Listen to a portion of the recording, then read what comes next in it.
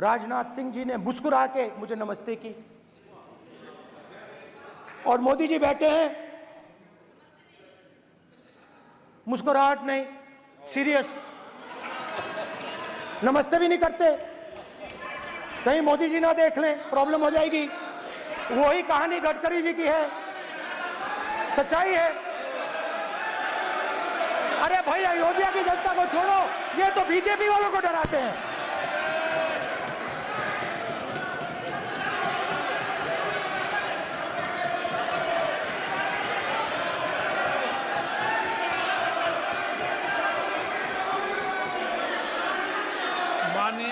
Sir क्या है?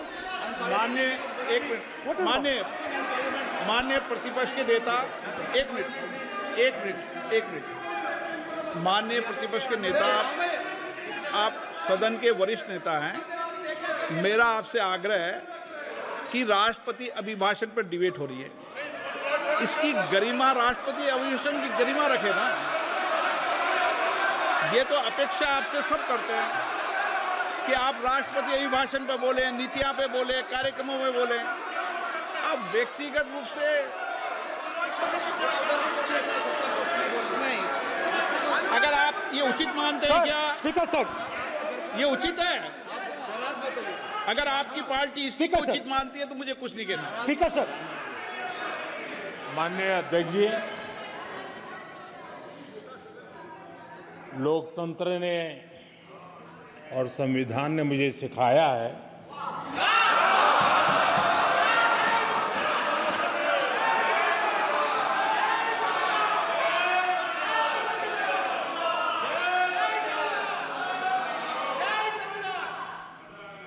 कि मुझे विपक्ष के नेता को गंभीरता से लेना चाहिए।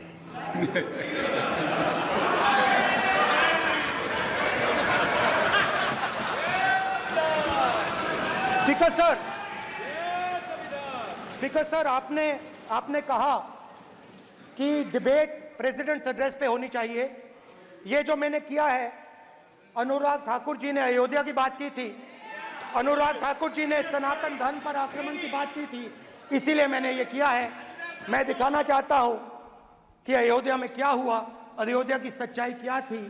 प्रेसिडेंट्स डिबेट में उन्होंने बात उठाई थी, मैंने बात बंद की है। प्रधानमंत्री जी को अच्छी लगी अयोध्या के बाद अच्छी लगी,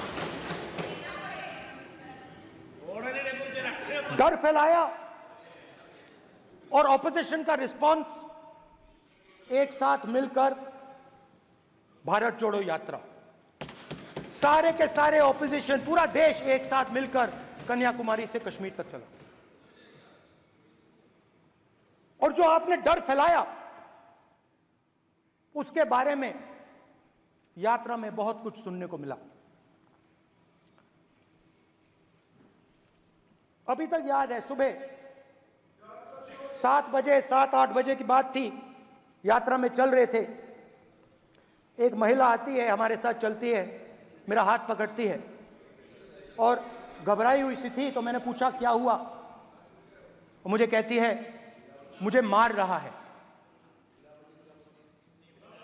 मुझे मार रहा है।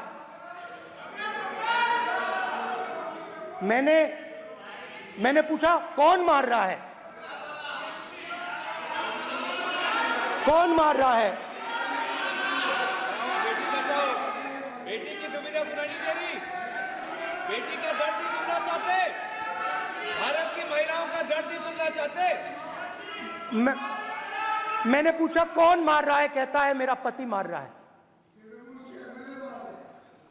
मैंने कहा क्यों?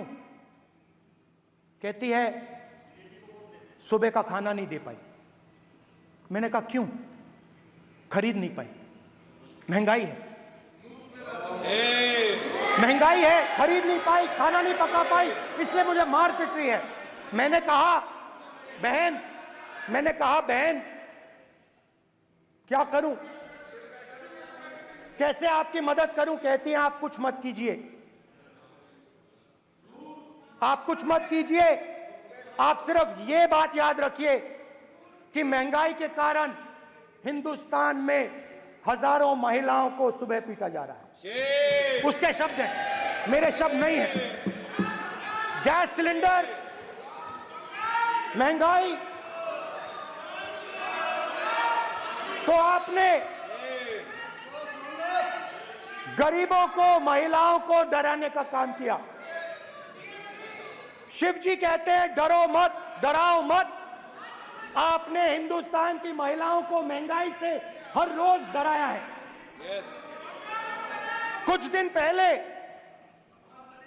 मैं पंजाब में अग्निवीर के परिवार से मिला।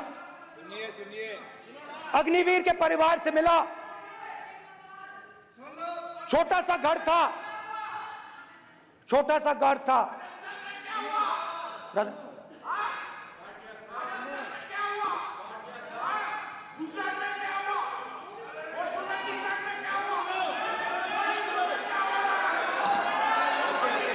ठीक है सर,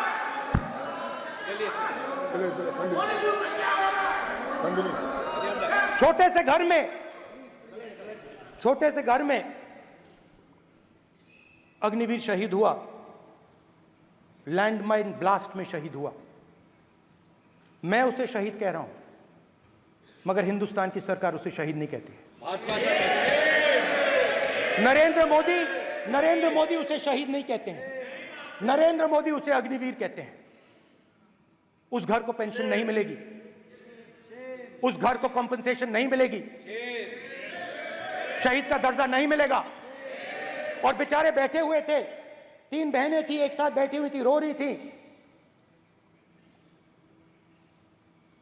आम जवान को पेंशन मिलेगी, जरूर दुख होगा, मगर हिंदुस्तान की सरकार आम जवान की मदद करेगी। मगर अग्निवीर को जवान नहीं कहा जा सकता। अग्निवीर यूज एंड थ्रो मजदूर है। और आप उससे कहते हो, उसको आप 6 महीने की ट्रेनिंग देते हो, 6 महीने की ट्रेनिंग देते हो। दूसरी तरफ चाइना के जवान को 5 साल की ट्रेनिंग मिलती है। राइफल लेकर उसके सामने खड़ा कर देते हो, उसके दिल में भय पैदा करते हो। एक जवान और दूसरे जवान के बीच में फूट डालते हो कि एक को पेंशन मिलेगी, एक को शहीद का दर्जा मिलेगा, दूसरे को नहीं मिलेगा। और फिर अपने आप को देशभक्त कहते हो। ये कैसे देशभक्त हैं?